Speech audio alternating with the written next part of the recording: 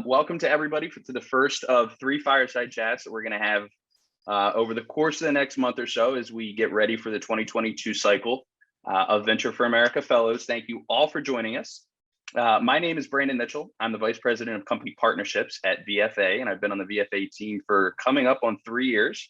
And I am excited to have this chat with Tena and Nikhita. Tena, who has been a Miami company partner of ours for a couple of years. So I bullied her into doing this, and excited to have Nikhita from the Rounds join us as well. Tena is the HR manager at AboveBoard, which we'll get into and give them an opportunity to chat about their companies in a little bit. And Nikhita is the Chief of Staff and Head of Business Operations at the Rounds, another company partner of ours based out of Philadelphia. And moving down to open up a location in Miami soon as well. So I will throw it over to them to do a little bit more deeper of an introduction. Tena, I will throw it to you first. Great, thanks, Brandon. So yes, I have been a VFA hiring partner for 3 out of my last 4 startups over the last about 5 years. Currently, I'm at AboveBoard. I head up people operations, which includes talent acquisition and HR. And what we are is we're a technology company that is on a mission to diversify the executive hiring across the US. So we're a two-sided marketplace that is explicitly geared towards DE&I and underrepresented groups and providing visibility to VP level and above opportunities and director opportunities for companies all over. So my job there is building culture, building teams, and making sure everybody is heard and felt, and just bringing our mission to the world. Nikhita? Yeah, awesome. That's great. I love the mission. Hi, everyone. I'm Nikhita. Like Brandon said, I'm Chief of Staff and Head of BizOps at the Rounds. First, I'll talk a little bit about the Rounds, and then I would also just love to, I think, high level talk about how I got to the Rounds. But the Rounds is a sustainable and zero waste delivery and refill service. So we basically take all of your household everyday essentials. So if you think pantry items, household, toiletries, baby, personal care, pet, like any household goods that you get on a regular basis, we deliver those to you and refill them on with zero waste. So we help, instead of the box guilt of ordering on Amazon, the bulk toilet paper and the plastic hand soap bottles, we have glass hand soap bottles and toilet paper that we source and deliver in your Rounds bundle by rounders, who are people that we employ that come on e-bike and deliver your bundle on a regular basis on your refill day. And so I think from a consumer perspective, you can see why this is super exciting, right? We're helping consumers reduce their waste.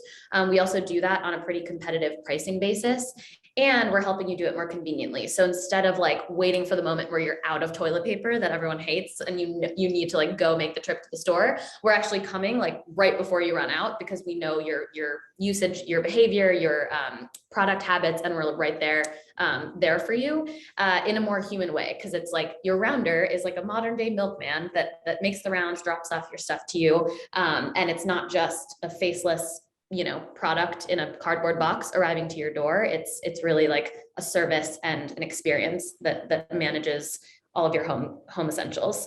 On the back end, I think the cool part of it is that we're trying to build a closed loop two-way network of logistics. So we're like the last mile of, instead of Amazon, again, bringing a product to your door, we're bringing a bundle of products to your door, but then you give us back your empty bottles and hand soap, dish soap, things like that. And we put it back into our ecosystem. So we're super excited about the logistics supply chain side of that, and also the consumer side.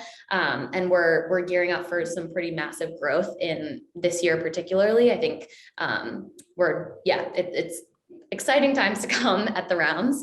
A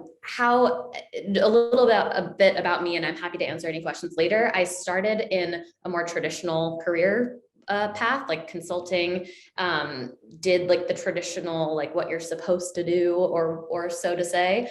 So it sounds like all of you have already flouted a lot of those like traditional consulting paths, but found my way eventually to a more like startup venture environment, because I think it's super exciting as a learning and growth opportunity, and to just be able to actually build something and have a tangible impact on the place that you work and the team that you work with. So I'll stop talking. That's a little bit about me, a lot about the rounds, and excited to be here today.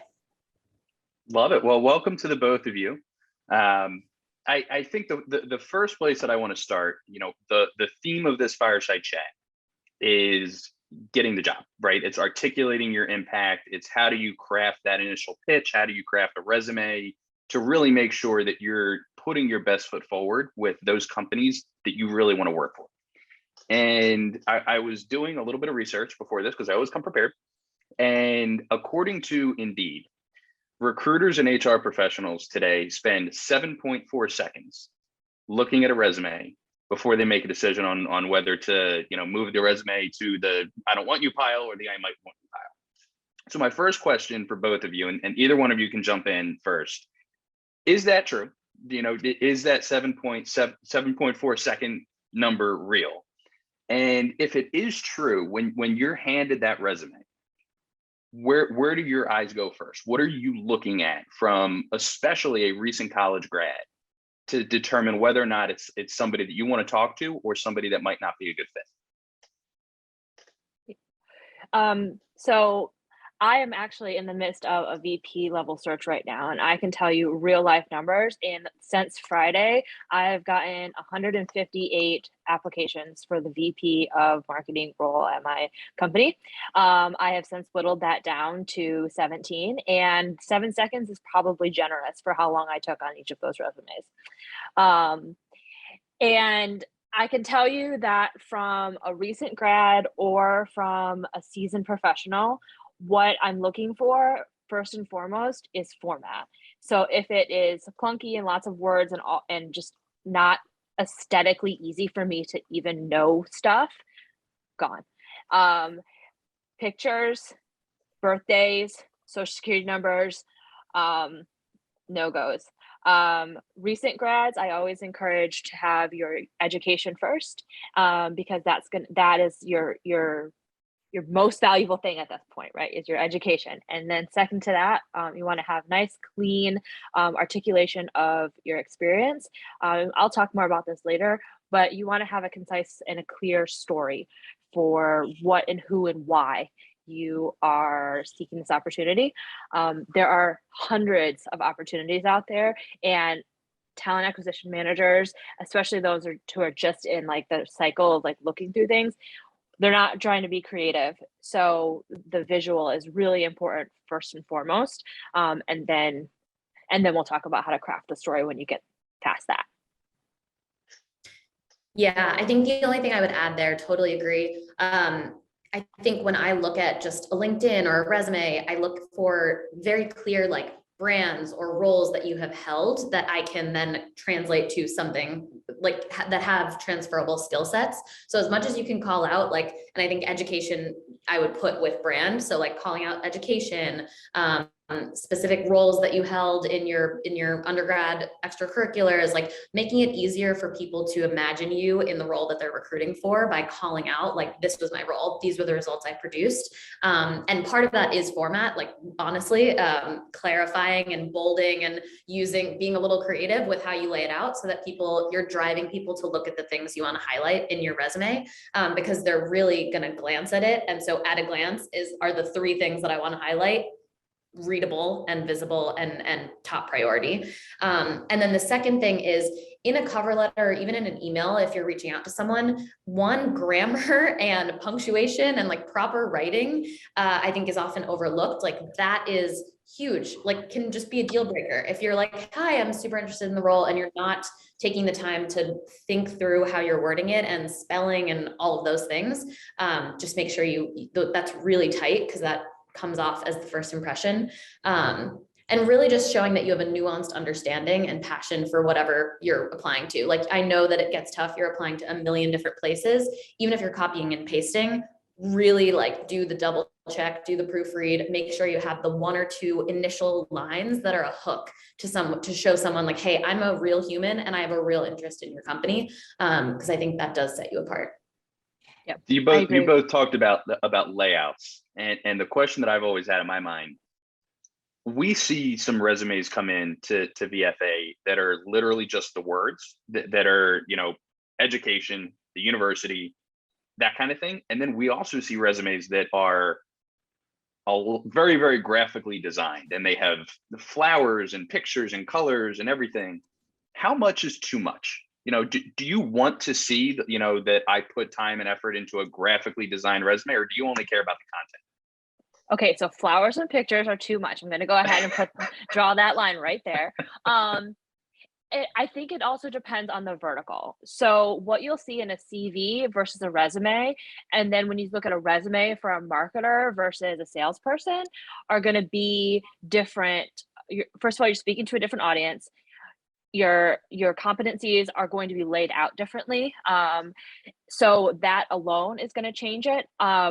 Always stay away from color, like bold colors, like reds and greens and like all that stuff. Like, I would always stay away from that, because you never know. First of all, some people are colorblind, so that could actually black something out for somebody. And always PDF your resume. So when you're sending it out, always PDF it so it doesn't translate funny when they open it. And to Nikki's point, grammar, bullets or periods, not both. Make sure lines, like everything is lined up. Make sure that your titles are bold. You have a formatting and consistency with like what's italics, when are your years, what's your title, everything all the way down needs to be the same. If it has, you know, a graphic here or like a color here, then you have your competencies and stuff like that. Fine. Bullets only or periods, good grammar, consistent formatting, you know, all the same. It's up to your preference, but there is definitely such thing as too much. Yeah. And like, keep it simple. Like, I'm not looking to be like, wow, this person spent so much time on how good this looks.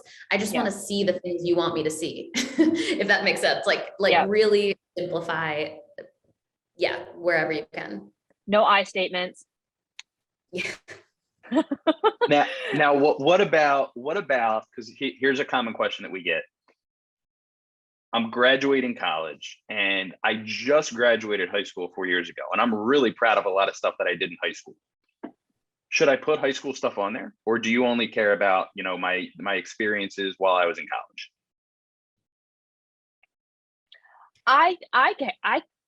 Okay, so I don't care, but I do care because I always encourage people to continue to put the accomplishments on your resume until they become not impressive accomplishments. So what I mean by that is that by virtue of getting a job, you're automatically pushing down the other things that you already have accomplished, because ideally you're going to grow, right? So what you accomplished in high school, if you're on the honor roll, if you were a captain of your sporting team, and then you did all this volunteer Habitat for Humanity and stuff, and then in college you built on that pushes that down. Your next position is going to push that down. So you really want to just continue to be able to tell that story. And as things become more relevant to what your next chapter in your story is going to be, then you move that down. Does that make sense? Makes perfect sense. That means I care, but I don't really care. Right? Yeah. I think off of that, I was just going to say, if it's a conversation starter and something really core to your identity that you may want to highlight in like a not priority way, then I think it would be an interesting thing to keep on. Or if it's something that like completely sets you apart. Like, I was the state champion in chess, like all 4 years of high school, or the international champion, like that is cool. Or something like really sets you apart. If it's like, I was president of the performing arts club in high school, and that's not as relevant to the stuff that you want to talk about, then consider dropping. Yeah. Or like, I like to water ski and I have a dog. Like, that's not relevant. So that leads me into another question that I had. You just teed it up perfectly. Right. a lot of resumes will have a section that have interests on it.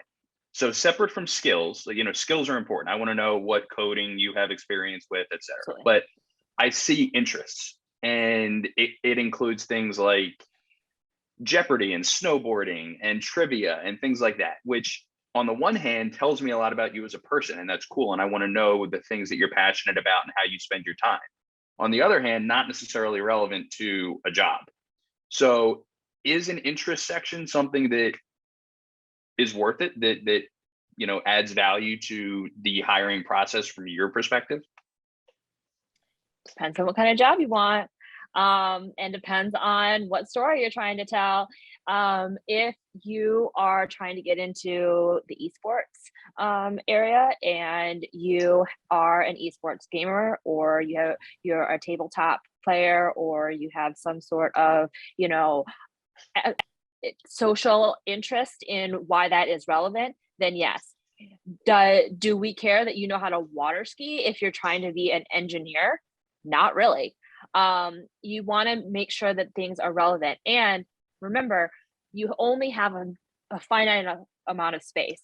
And if the talent people are only going to look at your resume for 7 seconds, then eventually, hopefully, the interest part is going to be move down to the point where your competencies and your skills don't matter to that anymore. Or if it's something super specialized to counseling or social or performing arts or e-games or something like that, then that is a predominant piece, but you should also have skills and competencies that complement that.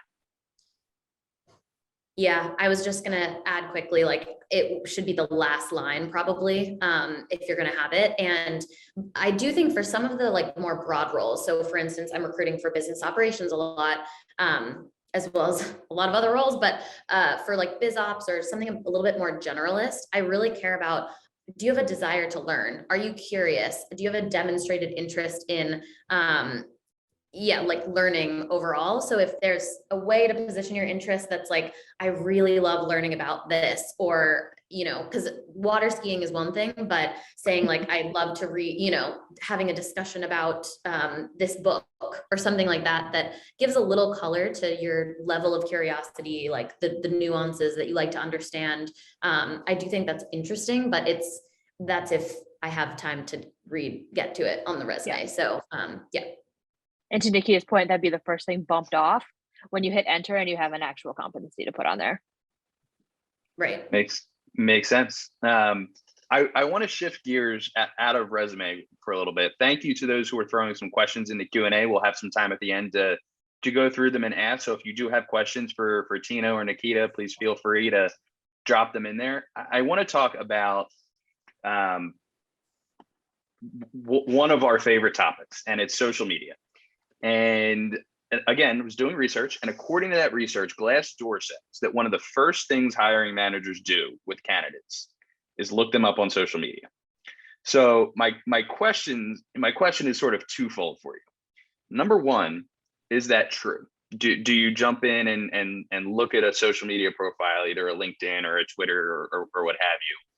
And secondly, what is it that you're looking for? Are you looking for confirmation that I'm not a terrible person? Are you looking for, what my following is? What are those things in a social media platform or account that you're kind of looking for when you jump in and you say, let me look them up? So I can speak from me that I'll Google somebody before I go into my own personal, like Instagram or TikTok or whatever it is. And I'll always LinkedIn them. And I actually worked with a CEO, and he was a little bit tongue in cheek about it, but if you didn't have a LinkedIn, he wouldn't talk to you. We got him around that mostly because everyone had a LinkedIn, but it does illustrate that is important. And so, but also know that at every level, most people aren't Googleable to the point where something could happen, but every level, if you are Googleable, you want to make sure that you haven't been on a company bashing the company before. You don't have some weird, bar crawl, like, Yelp elite picture or something somewhere. Like, you do want to be cognizant of how you are in the social presence, because we do live in a day and age where that kind of stuff actually can impact people at every level. Yeah, I definitely don't do like Instagram, that kind of social media. Definitely LinkedIn, every single person. And then I think if I just want to double check of like credibility, is there anything wildly, inappropriate on you out there? Or is there anything that can add color to who you are, like a blog or a website or something like that? I will Google. Especially if the person is not like a referral or within my network or something like that. So if you're coming at it from maybe kind of out of right field, like you don't have that many connections with the company, or you're lesser known to them, maybe that could increase the chance that they're Googling you. But yeah, I don't go on the Instagram and TikTok. I don't either. Go ahead, Tina. Oh no, I was just gonna say, like, I have seen a number of candidates be disqualified for things that have been Googleable. So it is a real concern. And even like marketers that have like really obnoxious, like egotistical, like, this is me on a website, is like, just be careful. Just like do smart things, Yeah. That makes sense. So along those lines, let's say I'm a VFA fellow, and the rounds and AboveBoard have jobs that they're hiring for, and they're on our Connect platform, and I really am fired up about these companies. And I send my pitch through, I send my resume through, and that's not enough for me, because I really want to work for your company, right? Yes or no, should I find you on LinkedIn and connect with you and message you? Should I say, hey, Tina, or, hey, Miss Palomino, my name is Brandon Mitchell. I am a 2022 VFA fellow and I message you on LinkedIn. Should I do that? Or should I just let the process play out the way that it plays out normally? What do you think, Nikhita?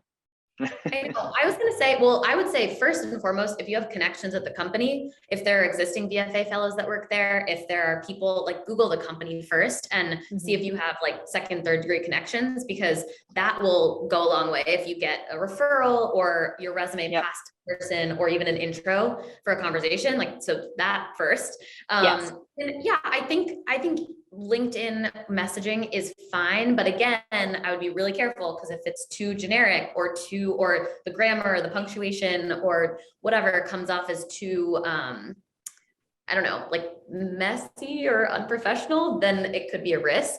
So I think I personally am like, if I have the right message and I really feel passionate, then I message someone and I try to find their email first of all, but I like message them with just an authentic message about my excitement and who I am.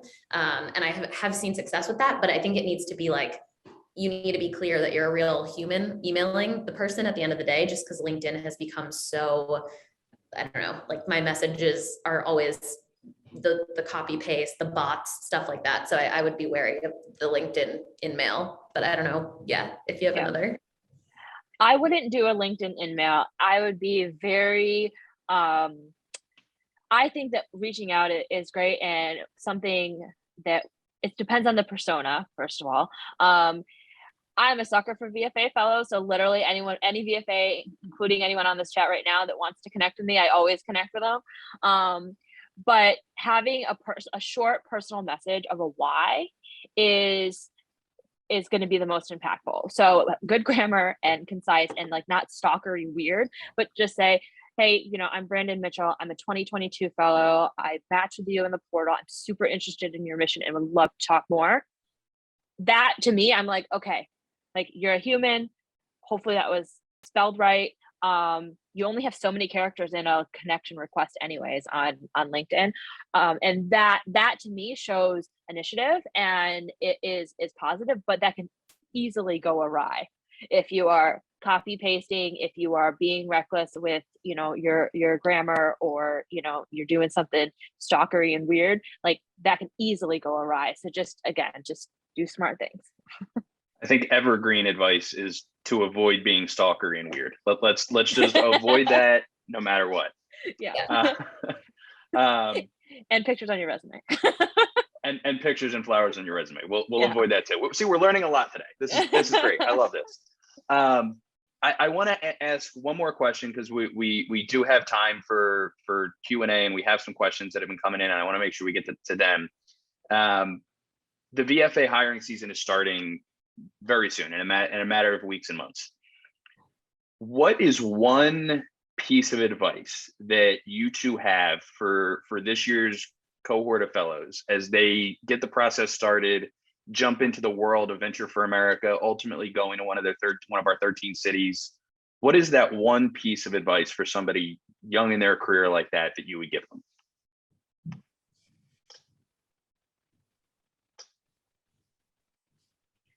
See, I told you I was going to ask thought-provoking questions. And I told you should have sent them in advance.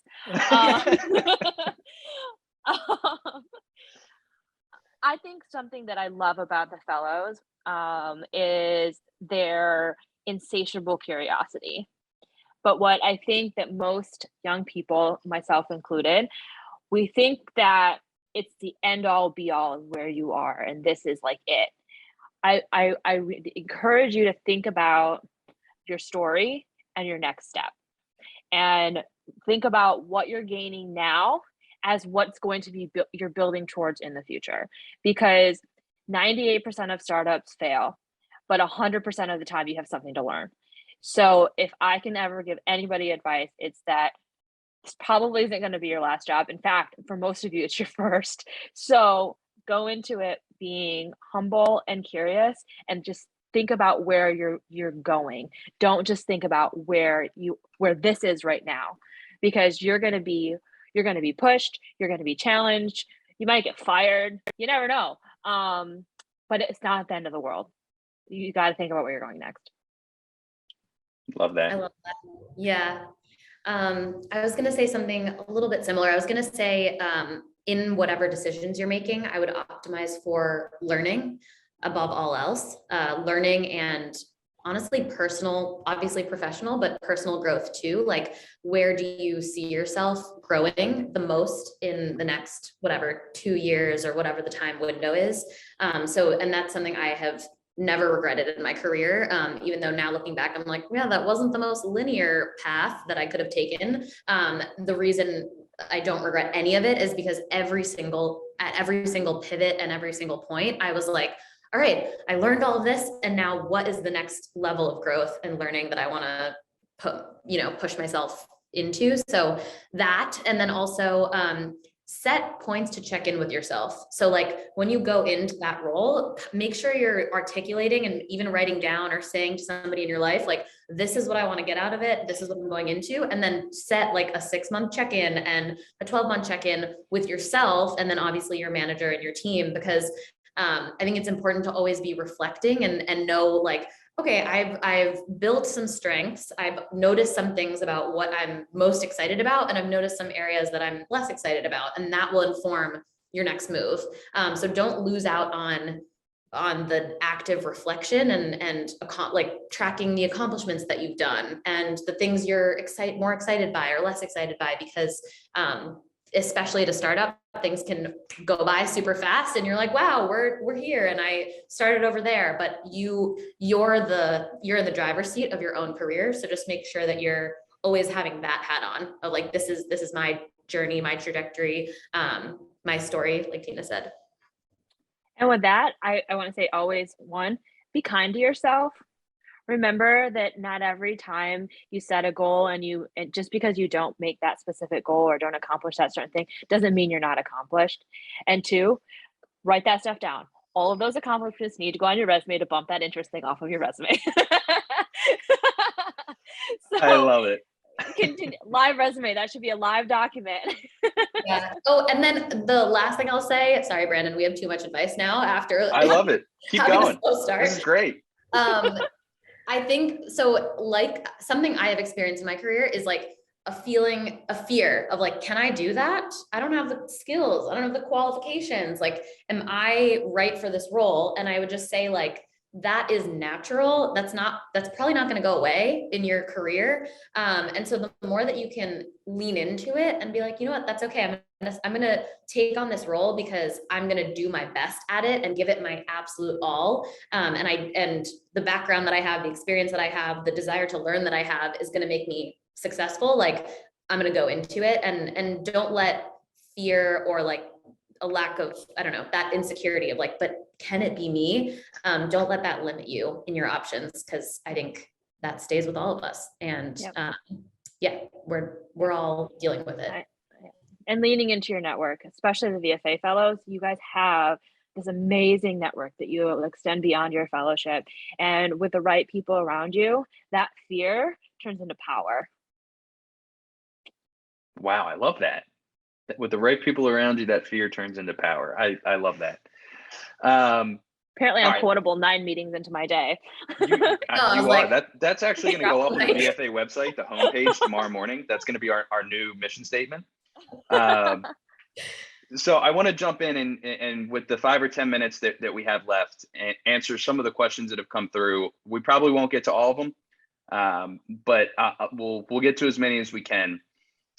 One good question that I like: do you see a current side hustle?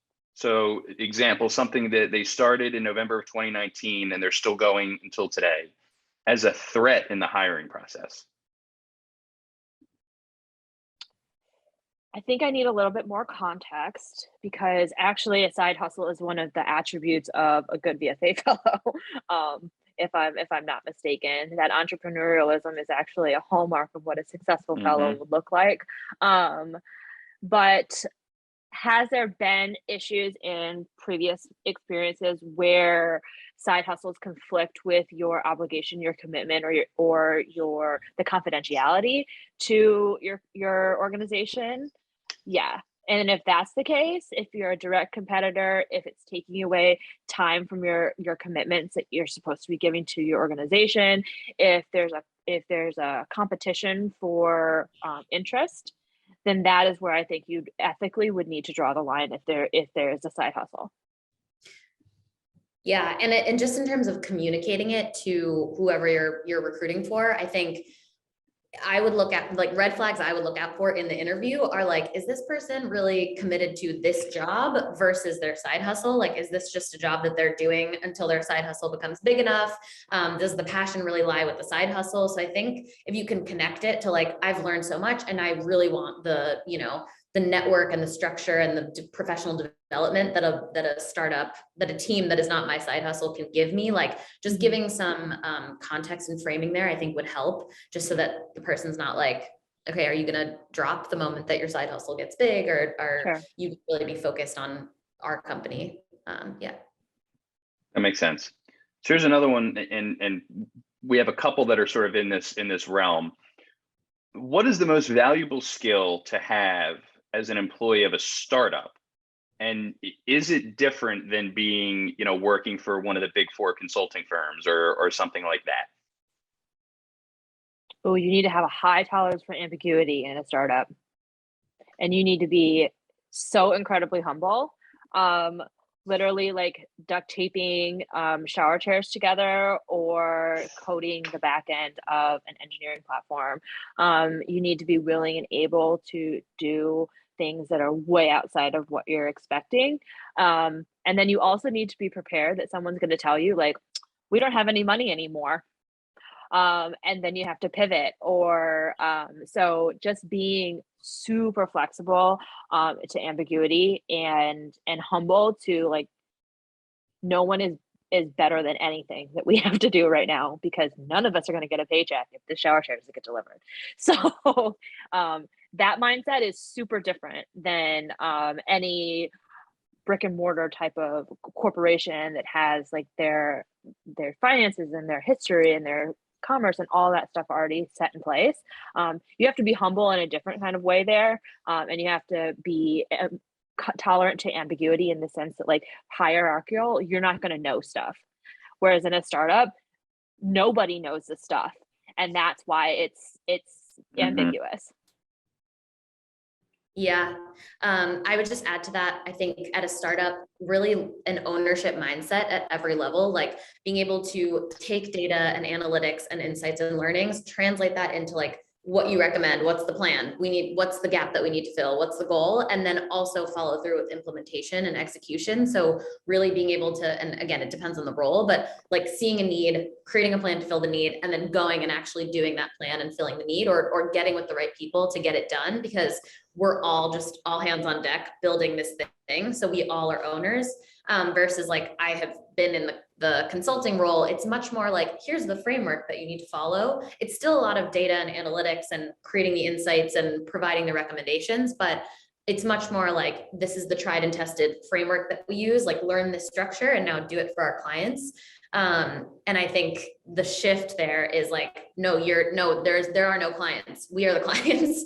So suggest something and then go do it. And if you see a need, go fill it. To the point about humility, it really is like, just know if no one else might have the time to do it. And if you see the need first, like raise your hand, because we really need everyone to be full owners of the company. I love that. A question just came in that I love, because especially with VFA and the way that our process works, this happens regularly.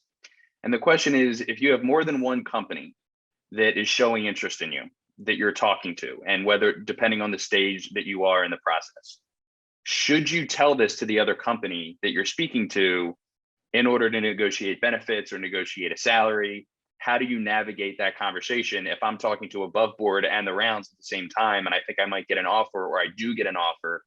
How do I navigate that while still being professional? This is a good question. Look at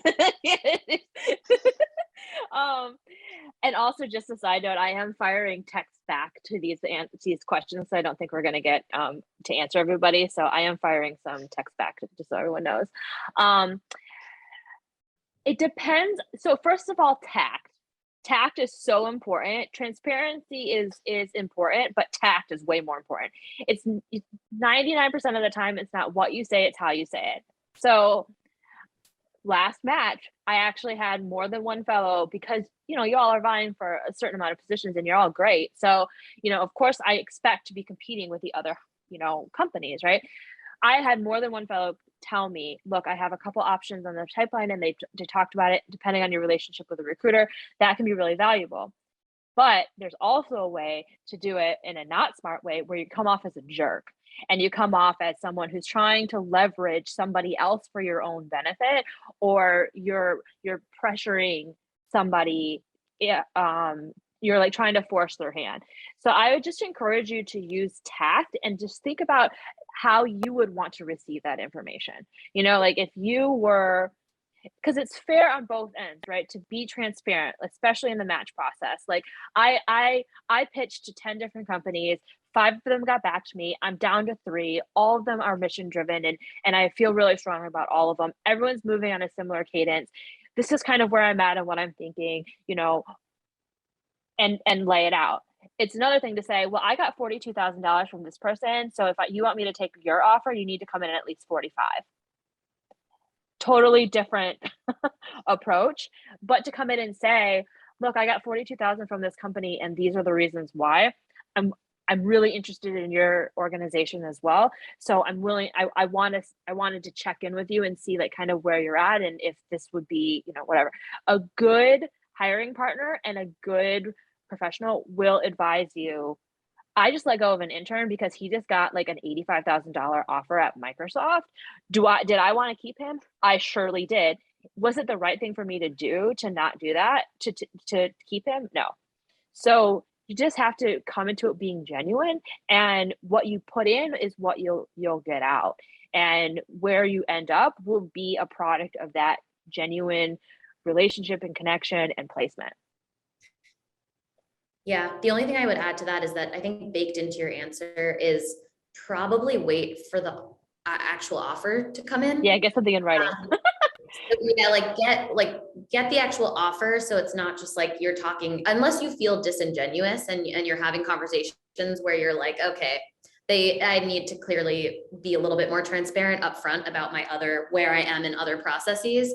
So definitely use your own good judgment there. But I would say, like, usually wait till you get the offers, have a real talk with yourself about how you feel and what you actually want versus what's the negotiation tactic, you know, and then just have open, honest conversations about where you're at. That's like the best case scenario, instead of sort of going into it being like, I'm definitely going to get this offer so I can use it as leverage. Like then it gets a little, I don't know, stressful for everyone involved. And that's where you're borderline coming off a little like,